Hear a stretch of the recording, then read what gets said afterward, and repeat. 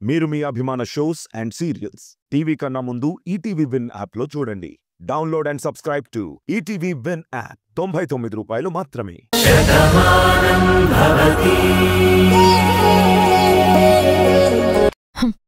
నీ బుద్ధి నాకు తెలుసు నీలిమా. వీళ్లే నువ్వు మారిపోయావు, మంచిదానివని చెప్తున్నావు. ఇప్పటికైనా అర్థమైందా దీని గుణమేంటో? ప్లీజ్ బాను, తన బెడ్షీట్ కోసం వచ్చిందని చెప్తుంది కదా, అది తీసుకొని వెళ్ళిపోతుంది కదా. ఎందుకు ఇంత చిన్న విషయానికి అంత పెద్ద గొడవ చేస్తున్నావు? ఏంటండి నీలిమా, నేనొక్క మాట అంటే ఇంట్లో అందరూ తెగ బాధపడిపోతున్నారు. అసలు ఈ మనిషినే చూడకూడదని నేను అనుకుంటున్నాను. అలాంటిది మన గదిలోకి తను వచ్చిందంటే నాకెలా ఉంటుంది? ఏంటే ఏముంది అంతలా ఆ బెడ్షీట్లో? బెడ్షీట్లో ఏముంటుంది? అది తన బెడ్షీట్ అని చెప్తుంది కదా, అది తీసుకొని వెళ్ళిపోతుంది. నీలిమా నువ్వు వెళ్ళు.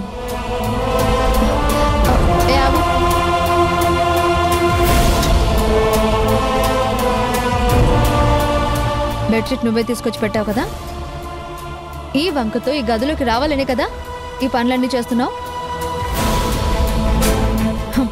ఇంకా ఎన్ని సామాన్లు ఉంచావు అది కూడా చెప్పు, అన్నీ ఒకేసారి బయటకు విసిరేస్తాను. చూడు బాను, నేను కావాలని ఏది చేయటం లేదు. ఈ బెడ్షీట్ని వాషింగ్ మెషిన్లో వేసి పని మనిషి ఇస్త్రీ చేసి పెట్టింది. చాందిని ఇది మీది అనుకుని మీ గదిలో పెట్టింది. ఇందాక నేను నా గదిలో వెతుకుతున్నాను, లేదు. బయటికి వెళ్ళి అడిగేసరికి చాందిని ఇక్కడ ఉందని చెప్పింది. అందుకే తీసుకోవాలని వచ్చాను. మనిషిని అనుమానించొచ్చు కానీ మరి ఇంతలా అవమానించకూడదు. ఏంటి కొత్తగా నీతులు చెప్తున్నావు? నువ్వు అలా మాట్లాడుతుంటే దయ్యాలు వేదాలు వల్లించినట్టుగా ఉంది. మనిషిని మానసికంగా ఎలా ఇరికించాలో, వాళ్ళని అవమానపాలు ఎలా చేయాలో, చిత్రవద చేసి ఎలా చంపాలో నీకన్నా ఎవరికీ తెలీదు. ఇప్పుడు నువ్వు అమాయకంగా మొహం పెట్టి నాకేం తెలీదు, నేనేం చేయలేదు అంటే ఇక్కడ నమ్మేంత అమాయకులు ఎవరూ లేరు. చాందిని పెట్టిందన్నావు కాబట్టి నేను వదిలేస్తున్నాను. ఇంకోసారి ఇది మర్చిపోయాను, అది ఉండిపోయింది, ఇంకొకరు తీసుకొచ్చి పెట్టారని మా గదిలోకి ఏదో వంకతో రావాలని చూస్తే ఈ చైనర్కి ఈ చేతిలో పెడతాను. వెళ్ళ, ఇంకేంటి చూస్తున్నావు? వెళ్ళు.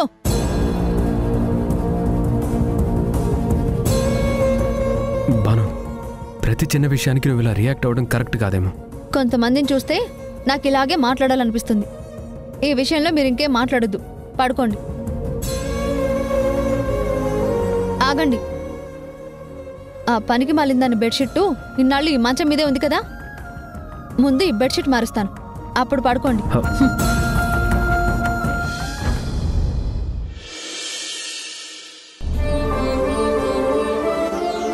మురారి బాబు గారు, మురారి బాబు గారు. నమస్తే. నమస్తే. అందరూ ఎలా ఉన్నారు? బాగున్నాం. ఏంటి రంగయ్య, అందరూ ఇలా వచ్చారేంటి? అమ్మా, ఈ ఊరికి 2 గుళ్ళున్నాయి. ఒకటి కొండ మీద ఉన్న అమ్మవారి గుడి, రెండోది మా కళ్ళ ముందు కనిపించే ఈ ఇల్లు. ఎప్పుడూ నవ్వుతూ ఉండే మురారి బాబు ఇప్పుడు ఎలా ఉన్నారో అందరికీ తెలుసు. ఆ బాధకు కారణం రాధమ్మ లేకపోవడమే కదా. ఇన్నాళ్ళు ఈ ఇంట్లో ఉన్న మనిషి రాధమ్మ అనుకున్నాం. కానీ ఆ తల్లి రూపంలో ఉన్న ఆవిడ పేరు భానుమతి అని తెలిసింది. వాళ్ల కుటుంబానికి మీరే అప్పగించారు. ఇప్పుడు రాధమ్మ లేదు కాబట్టి మురారి బాబు గారు ఎంతలా కుమిలిపోతున్నాడో మా అందరికీ తెలుసు.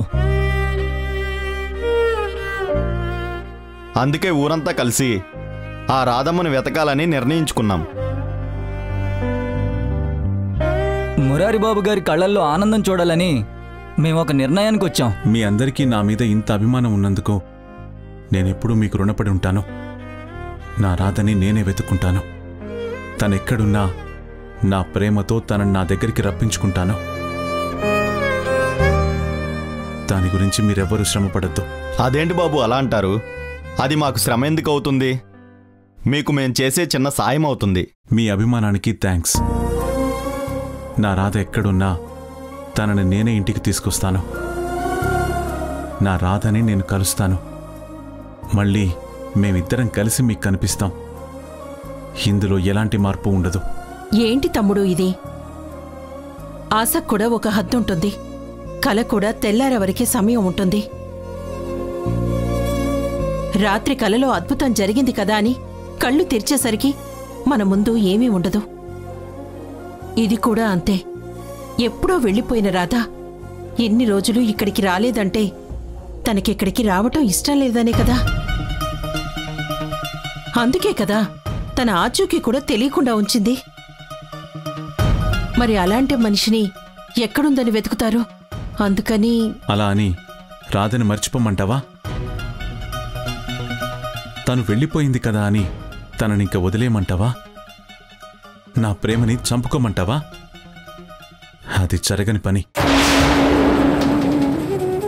నా రాధ నన్ను ఎంత ప్రేమించిందో, మేమిద్దరం మా జీవితాన్ని ఎంతలా ఊహించుకున్నామో మాకు మాత్రమే తెలుసు.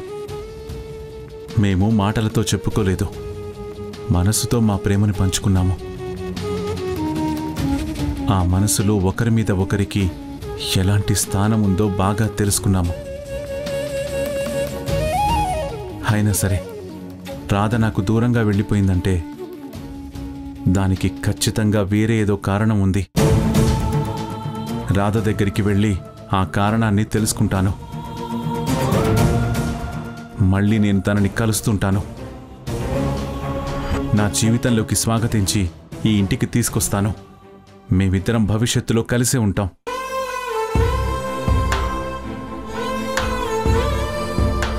మావయ్య చెప్పింది నిజమే. రాధని వెతకాలి, లేదంటే మావయ్య మామూలు మనిషి అవ్వడు. ఎలాగైనా సరే, ఎన్ని కష్టాలు ఎదురైనా సరే వీళ్ళిద్దరినీ కలపాలి. మా తమ్ముడి నిర్ణయం ఏంటో చెప్పాడు కదా, ఇక తన పని తను చూసుకుంటాడు. ఇక మీరు వెళ్ళండి. అలాగే అమ్మగారు.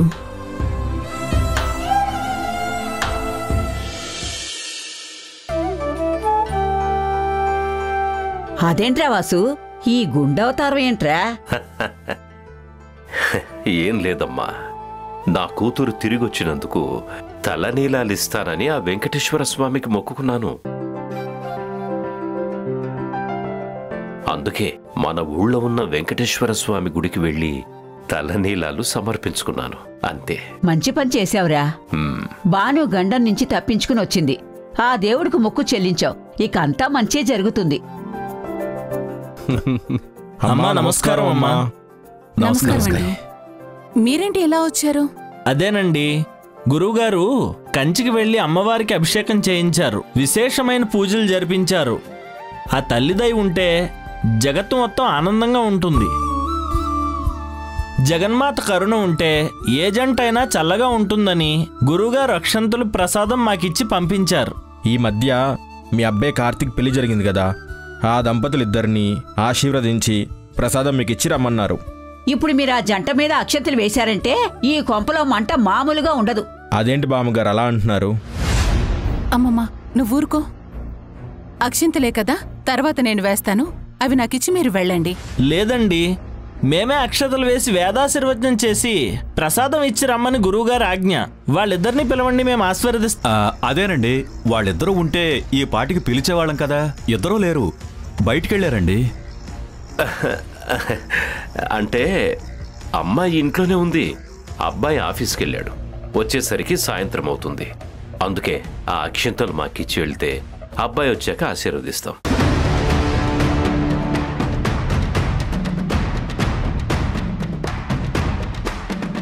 ఏంటండి ఇంకా ఆలోచిస్తున్నారు? చెప్పారు కదా, అవి ఇచ్చేసి వెళ్ళండి. కార్తిక్ ఆఫీస్కి వెళ్ళలేదండి, ఇంట్లోనే ఉన్నారు. అదిగో వస్తున్నారు. అమ్మవారి కరుణ అంటే ఇదే అండి. చూసారా, వాళ్ళిద్దరి మీద అక్షింతలు వెయ్యాలి అని ఆ తల్లి అనుకుంది. అందుకే ఆఫీస్కి వెళ్ళాడు అనుకున్న అబ్బాయి ఇంట్లోనే ఉన్నాడు. అమ్మాయి కూడా ఇక్కడే ఉంది. వాళ్ళిద్దరినీ రమ్మనండి, ఆశీర్వదిస్తాం. నేను మీకు చెప్తున్నాను కదండి, మీ గురువు గారితో నేను మాట్లాడతాను. అక్షింతలు నాకిచ్చి మీరు వెళ్ళిపోండి ప్లీజ్.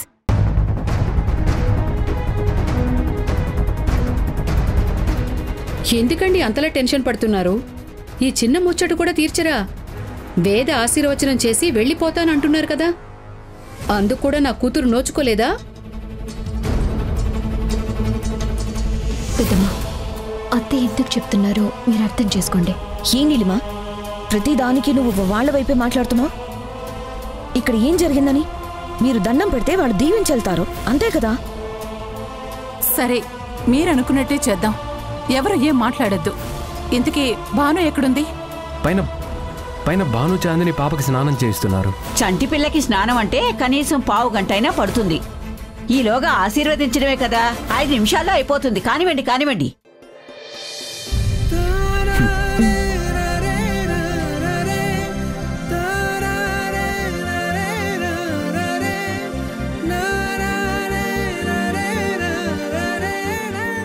చూడండి, త్వరగా అక్షింతలు వేసేసి ప్రసాదం అది ఇచ్చి వెళ్ళిపోండి ప్లీజ్. అదేమిటండి ఎలా అంటారు? వేదాశీర్వచనం చేశాకే అక్షింతలు వెయ్యాలి. గురువుగారు మరీ మరీ చెప్పారు. 2 నిమిషాలైనా టైం పడుతుంది.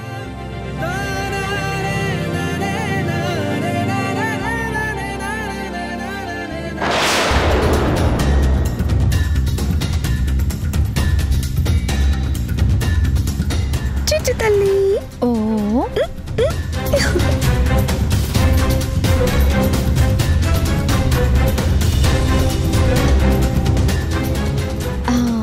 ఐసర బజ్జా. చిట్టు తల్లి, రెడీ అయిపోయావు కదా, పద కిందికెళ్ళి మీ నాన్నమ్మతో ఆడుకుందు. కానీ వెళ్దామా? ఎస్, పద బంగారు తల్లి.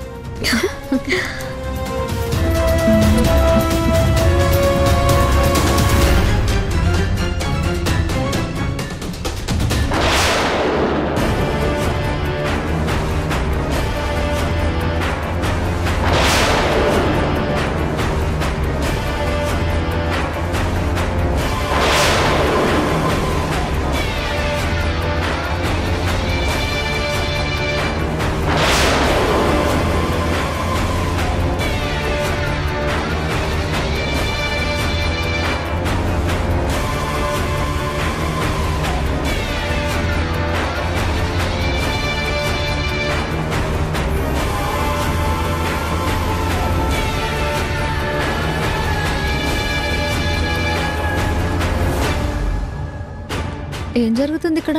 అదేంటి అలా అడుగుతున్నావు? వీళ్ళు ఆశీర్వదించడానికి వచ్చారు, కనిపించట్లేదా? నాకు కనిపిస్తుంది బామ్మ. ఆయన నీలిమా అటు తిరుగున్నారు, మీరిటు తిరుగున్నారు.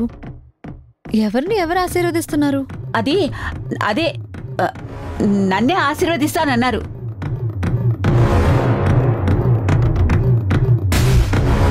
ఒక్కదాన్నే నుంచుంటే బాగుండదని ఆ టొకల్ని ఈ టొకల్ని పెట్టుకుని నేనే నుంచున్నాను. మరి నువ్వెందుకు నాకెదురుగా నించున్నావు? ఇవన్నీ అడగడానికి నీకు తెలివితేటలు బాగానే ఉన్నాయి. కాటికి కాలు జాపుకున్న నన్నెందుకు ఆశీర్వదిస్తారు? వాళ్ళొచ్చింది మీ జంటని ఆశీర్వదించడానికి.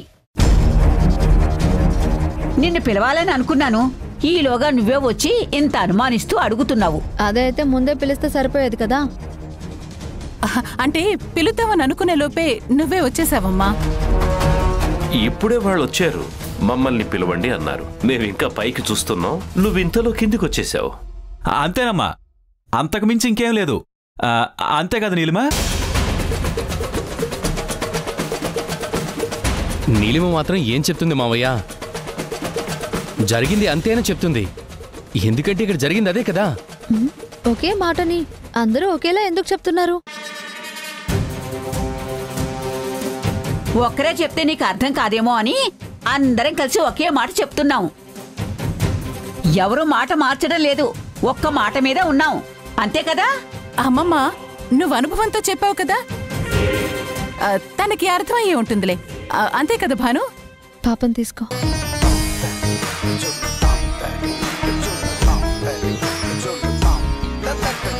చూడు నీలిమా, నేను నీకు ముందే చెప్పాను, మా ఆయన దగ్గర నువ్వు కనిపించొద్దు అని.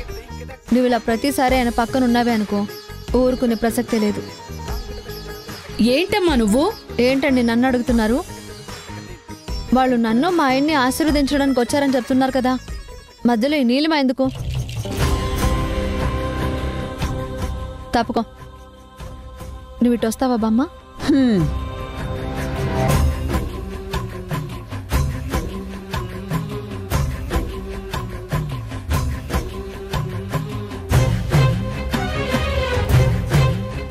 ఏంటండి అలా చూస్తున్నారు? దీవించడానికి వచ్చినోళ్ళు దీవించి వెళ్ళిపోండి. ఎందుకు ఏంటి అలా అని మీరు దిక్కులు చూడకండి. మాకు దిక్కుమాలిన డౌట్లు వచ్చేలాగా చేయకండి. ముందు ఆశీర్వదించి వెళ్ళండి.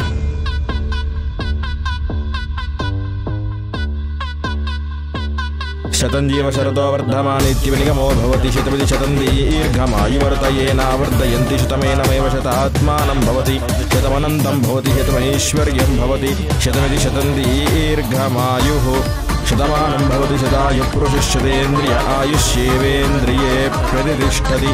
యజమానస్య మహాకాళీ మహాలక్ష్మి మహాసరస్వతి దేవతా పరిపూర్ణానుగ్రహదా సిద్ధిరస్తు. యజమానస్య రాజద్వారే రాజముఖే దిగ్విజయతా సిద్ధిరస్తు. యజమానస్య మనోవాంఛాఫలయోగతా సిద్ధిరస్తు. సత్యాస్సంతు యజమానస్య కామాః మనోవాంఛాఫలయోగతా సిద్ధిరస్తు. కామాక్షి దేవతా అనుగ్రహ ప్రసాద యోగ్యతా సిద్ధిరస్తు. రాజద్వారే రాజముఖే దిగ్విజయతా సిద్ధిరస్తు. మనోవాంఛాఫలయోగతా సిద్ధిరస్తు. సత్యాస్సంతు యజమానస్య కామాః.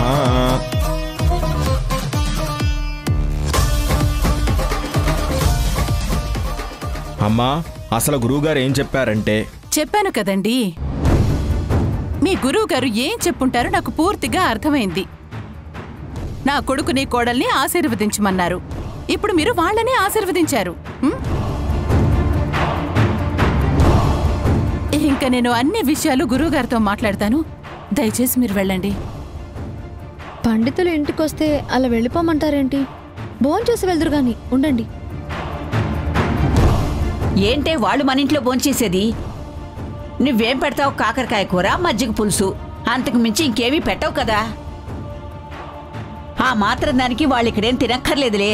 అయినా ఆశ్రమానికి వెళ్ళారంటే పులిహోర, బూర్లు, దద్దోజనం అన్నీ తింటారు. అయినా దేవుడి ప్రసాదం తినేవాళ్ళని మన ఇంట్లో తినమని అండవేంటి? అయినా మీరింకా ఏం చూస్తున్నారు? వెళ్ళండి. అలాగే అమ్మా, వెళ్ళొస్తామండి.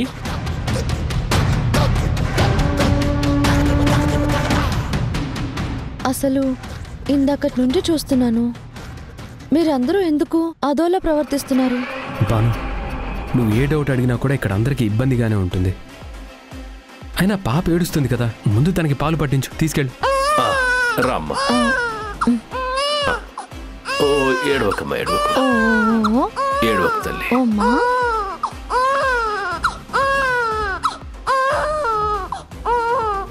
అమ్మయ్యా,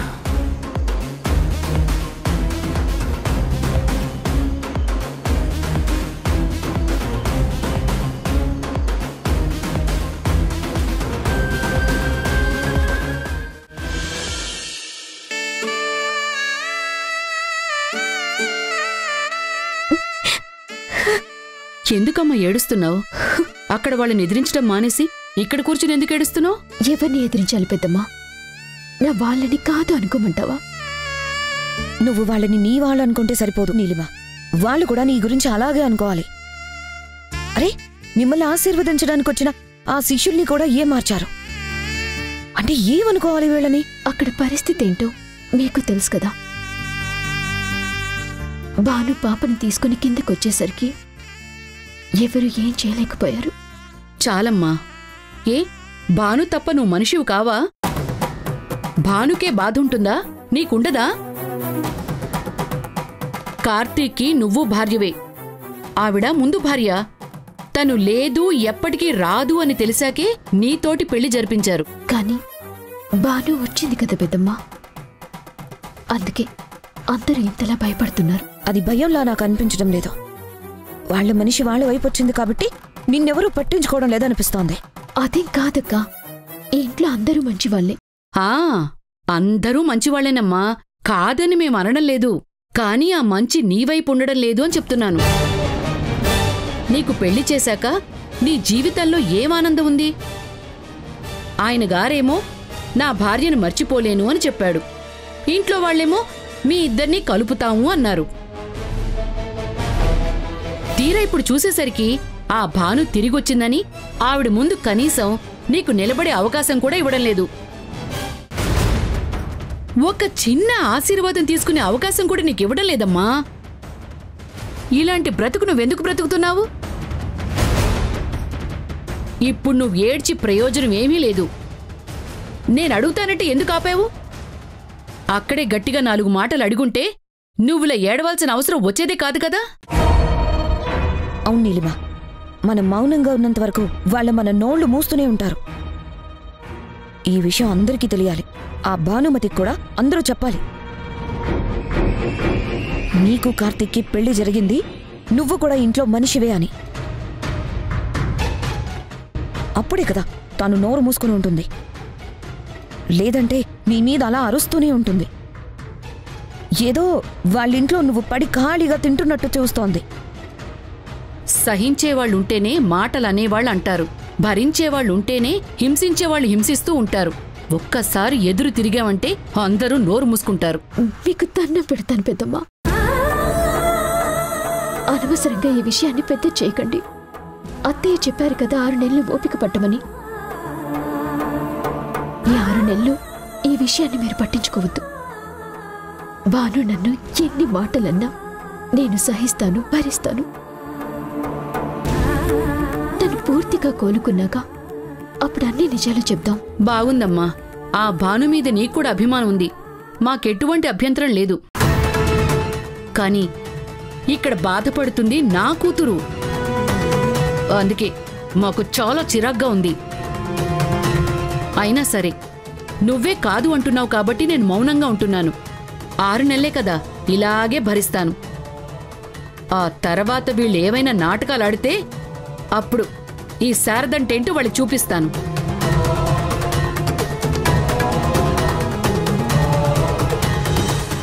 అదేంటండి ఆల్రెడీ కాఫీ తాగుతున్నారు? ఎవరిచ్చారు? ఇప్పుడే నీలిమ ఇచ్చింది భాను. ఏమైంది భాను?